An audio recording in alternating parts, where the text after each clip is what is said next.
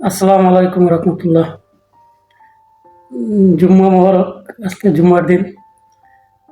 এই জুম্মার দিনে কিছু পোল্ট্রিবাজ মানুষকে নিয়ে কথা বলবো, কিছু সমাজের অসত্য মানুষকে নিয়ে কথা বলবো। পুরো বাংলাদেশের সমাজটা কেন, শুধু আমাদের সমাজটা, আমাদের গ্রামটা, আমাদের এলাকাটা নিয়ে কথা বলবো। তারপরে আপনাদের এলাকাটার সাথে মিলাই নিন এরকম আছে কিনা। পোল্ট্রিবাজ কাকে বলে, পোল্ট্রিবাজ কেন বললাম, এটা বলবো ভিডিও শেষে বলবো।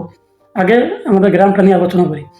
যদি আপনাদের গ্রামও এরকম কোনো কিছু হয়ে থাকে, এগুলো চেঞ্জ করার চেষ্টা করবেন, পাল্টানোর চেষ্টা করবেন। তো আজকে জুম্মার দিন সমাজ নিয়ে একটু কথা বলি। আমাদের যে গ্রাম, আমাদের যে এলাকা, এটা নিয়ে একটু কথা বলি। আমাদের গ্রামে 3টা মসজিদ আছে। এই মসজিদগুলোতে যারা সেক্রেটারি আছে তারা একটা ভালো মানুষ আমি মনে হয় না। ভালো মানুষ হতে পারে কিন্তু ভালো পরিচালক মনে হয় না। কেন মনে হয় না? আমাদের যে সেক্রেটারিগুলা, এগুলা যারা বানাইছে, যাদেরকে বানাইছে তারা সবগুলো হইলো সুদূতি। আর আমাদের গ্রামে, আমাদের এলাকায় এখন মসজিদে সেক্রেটারি, সভাপতি তাদেরকে বানায় যাদের পকেটে টাকা আছে। যেমন আমাদের গ্রামে যে মসজিদ 3টা আছে, 3টার ভিতরে আমরা যেটার ভিতরে নামাজ পড়ি, তো ওইটা যে বাড়ির সামনে মসজিদরা, ওই বাড়ির মানুষগুলো সবগুলাই হচ্ছে বন্ডা, সবগুলো হচ্ছে আপনার সুদূতি। ওনারা তো সুদ খায় খায়, যারা পরিচালনা করে, আর যে পরিচালনা করে উনি তো সুদ খায় খায়, ওনার ওয়াইফ সহকারে সুদ খায়। তাই আবার বুঝেন যে কার হাতে আমাদের মসজিদ পরিচালনা হইতেছে। আমাদের মসজিদে যদি ইমাম না থাকে, নামাজ পড়ানোর মতো ওনার এই যোগ্যতা নাই, তো মসজিদে কে নামাজ পড়াবে? ইমাম না থাকলে সেক্রেটারি না হয় সভাপতি। আমরা তো তাকে মসজিদের সেক্রেটারি দেবো, তাকে মসজিদের সভাপতি বানাবো, যে ইমাম না থাকলে বা ইমামের কোনো সমস্যা হলে উনি নামাজ পড়াবে। কিন্তু নাই।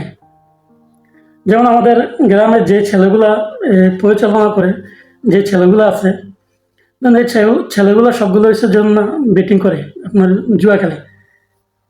এই যে অনলাইন বেটিং আছে না, এগুলো করে। কিন্তু যেমন একটা ছেলে আছে এখন বর্তমানে ভালো দাপটে বিএনপি, তো হ্যাঁ 3 তলা একটা বাড়ি করছে, মানুষের কাছে ঋণ আছে 30-40 লাখ, কিন্তু খাই এলাকাটা মোটামুটি চালায়। কেন জানেন? ওই যে 3 তলা বাড়ি আছে, বিএনপি টাকা করে লাইছে, মানুষের আনে দিতে কষ্ট হয়। আরে ভাই, আমাদের ঋণটা আমরা যদি দুনিয়ার শোধ না করে যাই, আখেরাতে শোধ করতে পারবো না।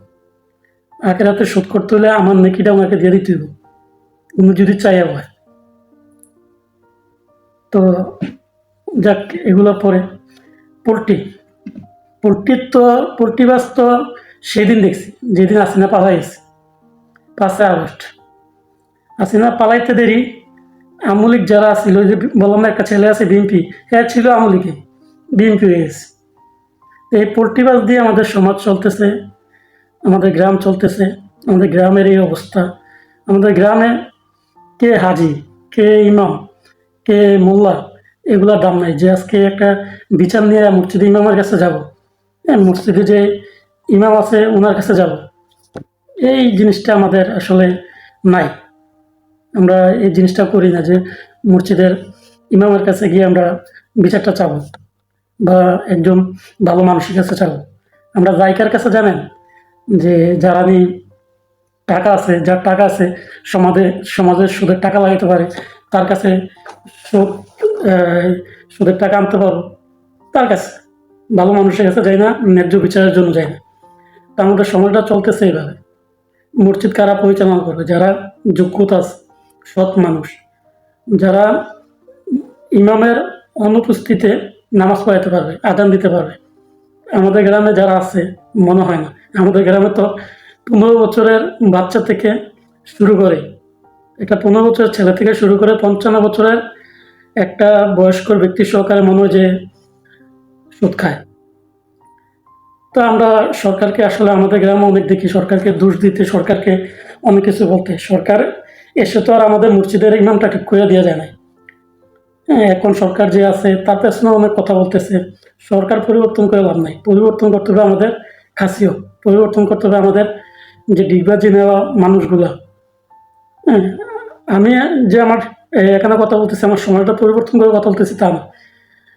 কথাগুলো বলতেছি এই জন্য, আপনার সমাজটা কেমন এখন আমাদের সোশ্যাল মিডিয়ায় সরকার নিয়ে শুধু পড়ে থাকে, যে সরকার এটা করছে, সরকার ওই করছে, ইন্ডিয়া তেন করছে, ইন্ডিয়া এটা করছে।